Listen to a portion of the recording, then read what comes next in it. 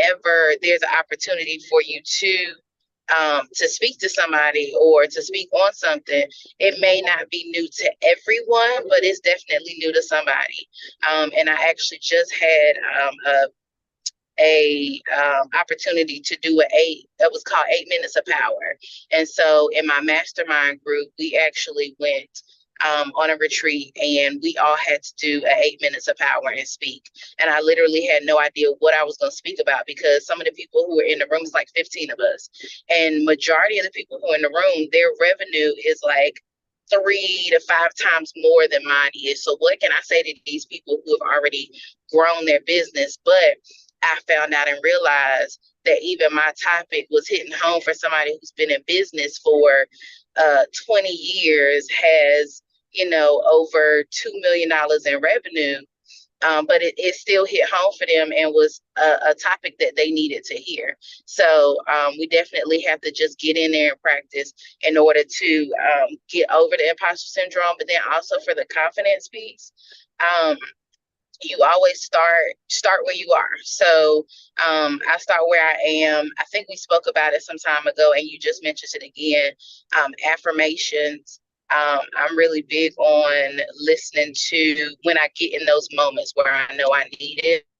YouTube has really great affirmation while you sleep. Um, Tracks. So I'll play those and they're still playing when I get up in the morning. So my subconscious hears it all night, but then I hear it when I get up in the morning and I don't turn it off until I'm done getting ready for the day.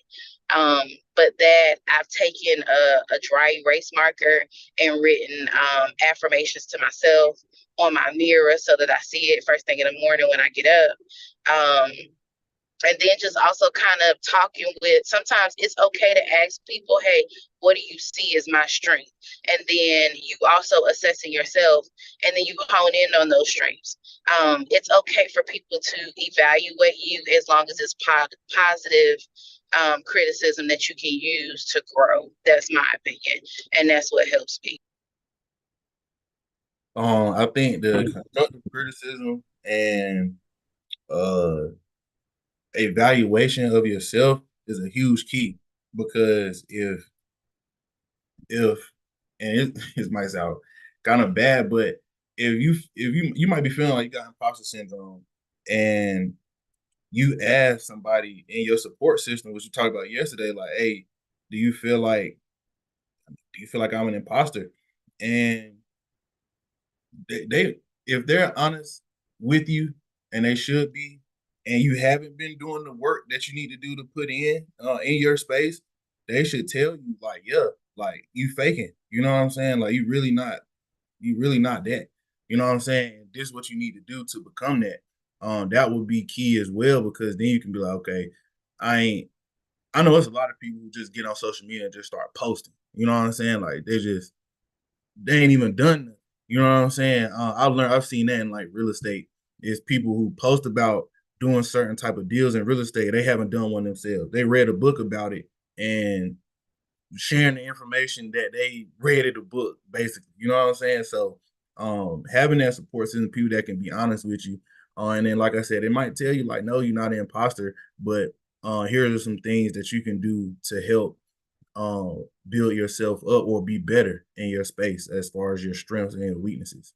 So those are definitely huge keys. Anybody else got anything else on this one? Good morning, y'all. It's Tashina. Yeah. Um, I think I know that I deal with imposter syndrome. Being a therapist, I feel like in this day and time is it's sometimes difficult because you have a lot of people out here that want to be like self-proclaimed therapists. And I work with all types of mental health professionals. But I feel like for me, something that's helped with my imposter syndrome is I know I mentioned I did like 21, Pray 21 with my church. And something that the pastor mentioned was like, these 21 days we're using to pray over the things that you believe in God to do. But after that 21 days, you should still continue to pray over the things that you're believing God to do. So part of my prayer every morning is about imposter syndrome because it does hinder me from making a certain strides in my career that I need to. And something you said, PJ, was like, God has given you this purpose, so you have to live it out. So it's really believing that this is your purpose and that God is going to help you on your walk. So just kind of continuing to pray that He'll help you out of the imposter syndrome, because, like I said, it's already in you to do it. Definitely. I'm glad you brought up God in this because, yeah, that's the main thing you should do. You know what I'm saying? To help you out of this situation when you go through it is pray to God and ask Him to deliver you from it and to give you the confidence so you can live out your purpose. Um, personally, just knowing you, Tashina, I feel like, and I ain't never been to therapy, so I don't really know how the sessions go. But as far as what I think in my head, I definitely feel like you probably are a great therapist from our interactions and interactions I've seen you been in certain situations as far as keeping it real with people and being a good evaluator of people as well. So you're probably definitely doing a great job in your field. Um, so yeah. Yeah, I was gonna say, good morning, everybody. I was gonna say I appreciate all the tips you all gave. 'Cause I felt like I kind of had an idea what imposter syndrome was, but just now hearing what it is, I felt like I have dealt with that, and I handle it wrong because I feel like if I'm around people who are experts in the field, and I feel like I'm not uh, like I guess as knowledgeable, I kind of defer to them um, too much, I would say, and not add my own, like, I guess do a good job enough because I'm deferring to them too much, and it's something that I have recently caught myself doing past couple of years. I don't think I was like this before, but it's just like I've been handling it wrong. So I appreciate y'all for those tips. Definitely. Yeah, and that's the whole point. Like I said, with this, we're just gonna share these tips, man, help everybody out in any way possible. Um, just doing what you need to do also helps build confidence. You do something every day, like this simple, like you go shoot free throws every day. You know what I'm saying? You might miss 10 free throws in a row the first day. You do it every single day, you're gonna start making them and your confidence gonna get built. And that's with anything that you do. Like you might not know how to write in cursive. We don't even do that except signing our names, but you know what I'm saying, we practice every day. That's gonna also build confidence. So whatever you're trying to do it a lot. You know what I'm saying? That'll build that confidence and also help you get out of that imposter syndrome. Do the research, do the work, and that'll help as well. But yeah, I ain't gonna hold everybody up. We got one more thing. That's the Black History figure. Really a legendary person. Damn, I should have grabbed a book off the bookshelf. I learned about this lady through a book that we read in a book club called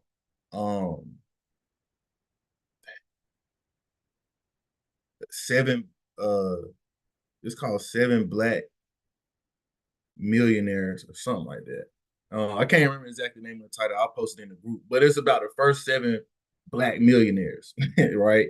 And this lady was actually the first black woman millionaire before Madam C.J. Walker. I know she's like the proclaimed first black millionaire, but this lady was before her.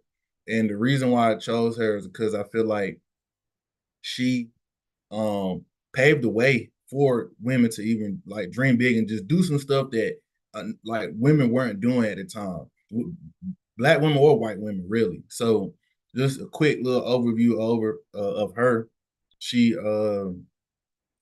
Mary Ellen Pleasant. She grew up near like she grew up in Nantucket. All right, and if y'all know what Nantucket is, it's an island off of Massachusetts. Um, Great place. I've been there, but it's kind of further out than Martha's Vineyard. So it's up that way. She grew up there. So in 18, like I said, she was born in 1814. So y'all know that was in what towards the end of slavery, but slavery. But she was free because she was up north. And she learned how to cook really well. right, as what she did. She was like cooking in her house, cooking for other people, had got a job cooking, ended up marrying some dude who was a whaler. And that's another fact. So whaling was a huge industry. Back in the day, they used to kill whales and take the whale blubber and use it for a lot of stuff, right? It was a lot of uses for the whale fat. But the crazy part about it is, uh, this the story is white men was not strong enough to like do this stuff on their own. So they used to like let black people come up and like do this work, you know what I'm saying? Like killing whales with like with a spear or like a whole bunch of tools and stuff.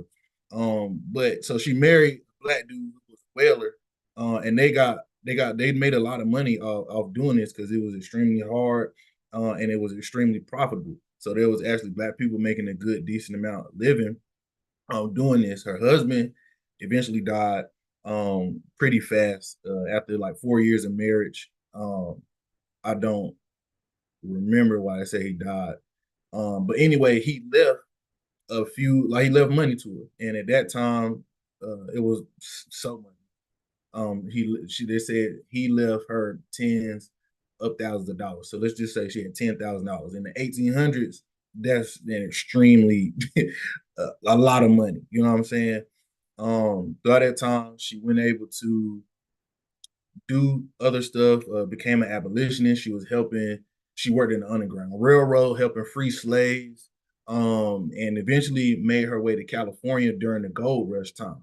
So when she got to California and San Francisco, she actually uh, she actually bought a house and became a cook, but also rented out lodging to the men who were uh, mining for gold, right? So they needed somewhere to stay, they needed some food to eat, and so she capitalized off all of those people who were doing that, and that was super like thoughtful, strategic, and I feel like I said, that's why she really paved the way for uh a lot of people even think different, like women being in real estate, women owning business, women making a lot of money. They say the amount that she had when she died was comparable to about 30 million in today's time. So she she was definitely one of the ones, and I would just say do a little bit of research on her because she was able to do it, and she did a lot, and she did it well, and she helped a lot of people in the black movement either escape slavery or even move to California and make a living for themselves. Um, but yeah, so that's Mary Ellen Pleasant. Anybody else got anything else for today?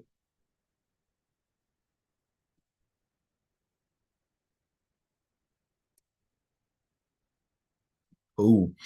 Well, yeah, today was a great call. Recap will be posted in the group. Share with everybody, friends and family, and we're just gonna keep this thing going every single day. Appreciate y'all, and y'all have a very blessed Tuesday.